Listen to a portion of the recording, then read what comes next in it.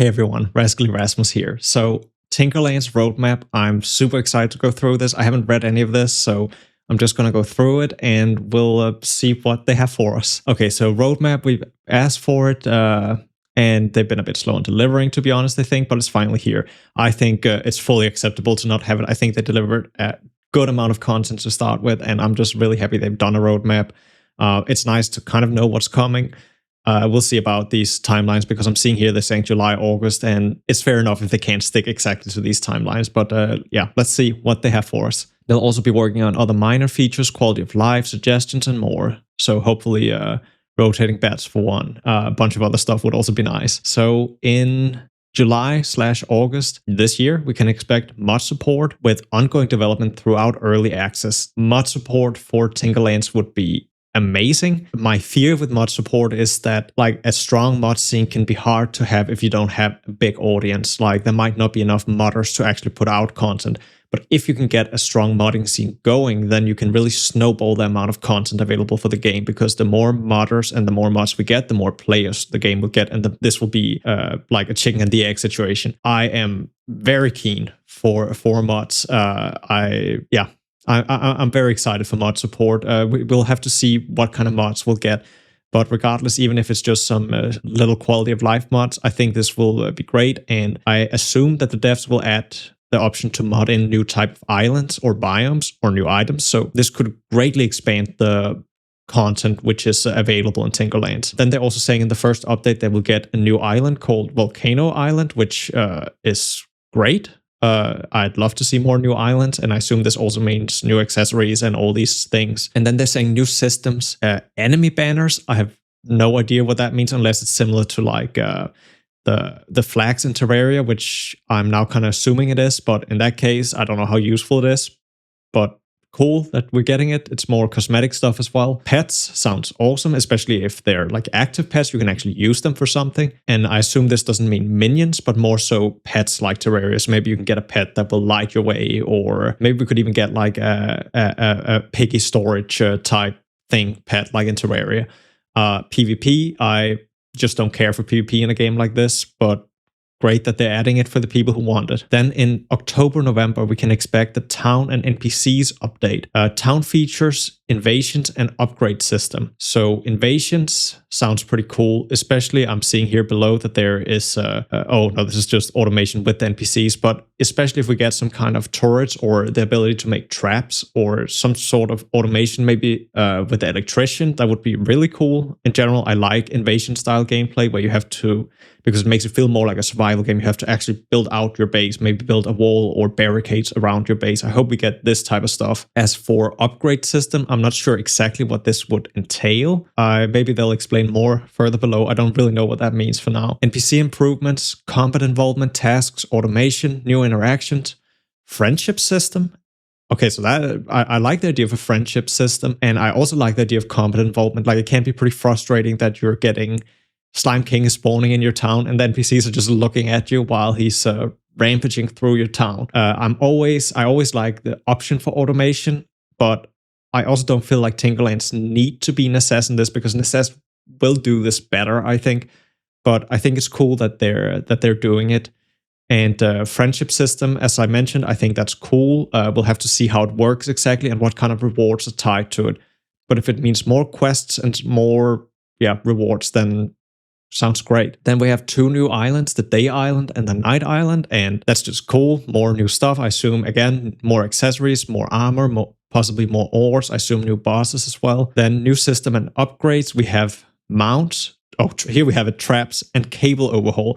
Perfect. This is exactly what I wanted. And they're planning a price increase, which I think is entirely fair, because let's be honest, the game is already really cheap as it is, especially if you pick it up on sale. Then it's like, I don't know, like €8, $8, whatever, something like that. So completely fair, and especially after they pack some more content into the game. Then we have January, February 2026, so a little further out. I'm starting to feel we're going beyond the estimated 8 months that they estimated for early access, which I kind of expected from the beginning, that I thought 8 months sounded like a very short time. They're saying new content, Endless Tower. This sounds like some kind of endgame system, maybe similar to what Necess has, something in that vein.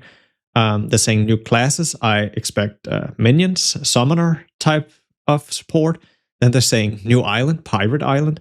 A little surprised we're not seeing Pirate Island sooner, considering that I've been seeing like footage from the publisher with like a pirate boss in the footage.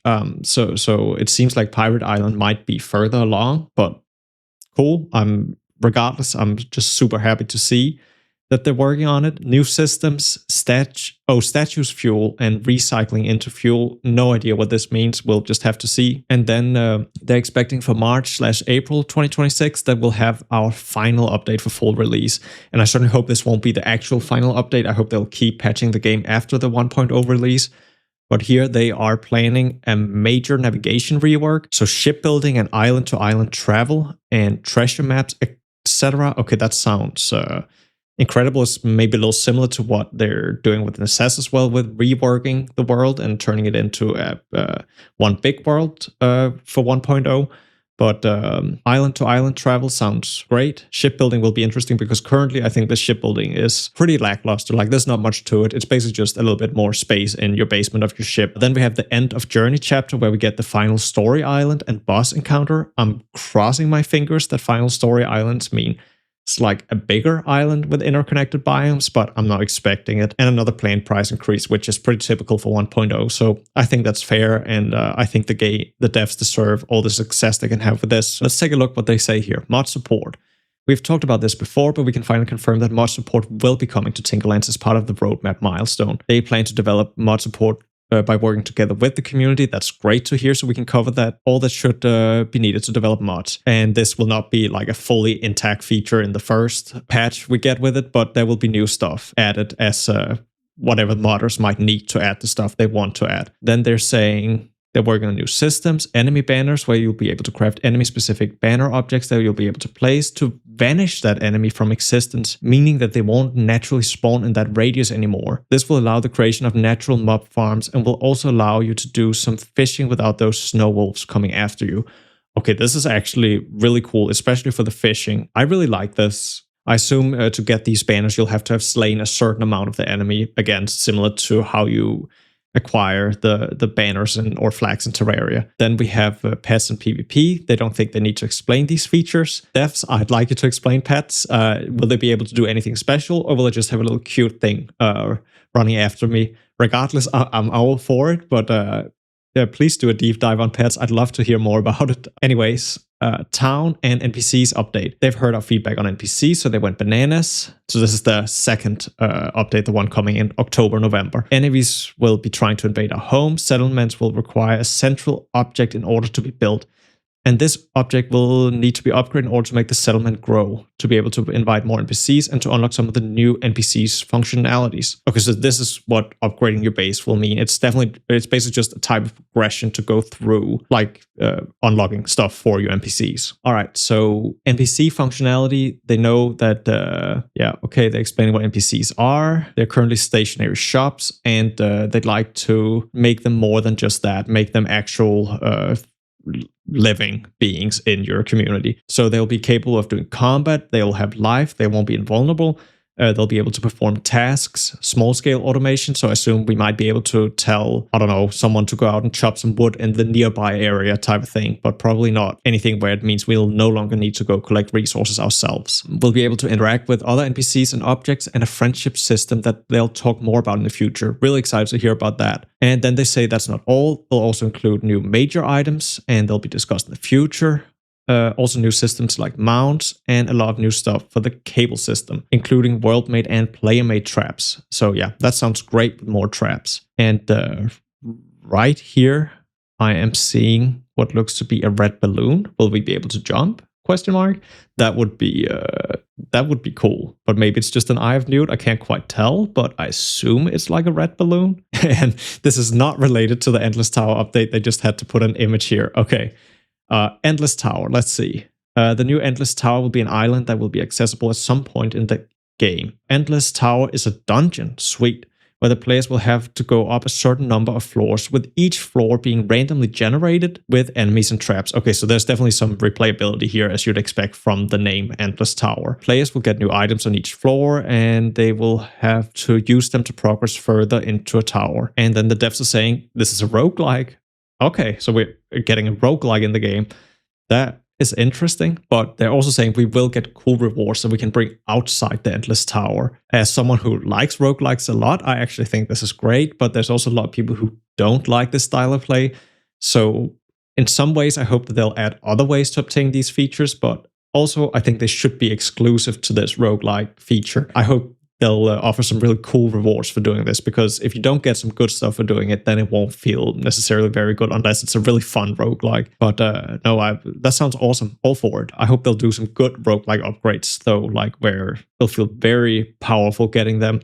My worry with doing that, though, is that it might feel really bad playing outside the roguelike after getting a lot of upgrades there. So hopefully some of the new accessories and stuff from there will kind of be able to do some of the same things. But you, of course, won't be as strong because you actually need to give up an accessory slot to use them. And new island, pirate themed. How cool is that? Statue fuel system, where you'll be able to fuel statues and other stuff that spawns enemies, so they actually drop goodies. Could be sort of a mob farm type of thing. And maybe you could make an arena. And with the traps and everything, you can maybe make some really cool, like, player-made, without modding, but just like in the game player-made dungeons, arenas, style things. And then final update, final boss. We'll be saying goodbye to this fella in the update. I assume this is the ship, because we'll get like an actual ship. Right now the ship acts like a loading screen between the main island and the destination island, but they don't want that.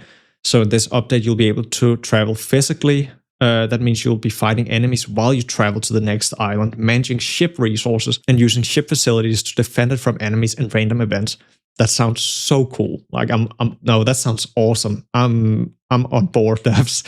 But yeah, a little bit of a wait for this one, but very excited for this update. They'll remove the ship and they'll introduce true shipbuilding. Just don't share them if they are not safe for work. Oh no.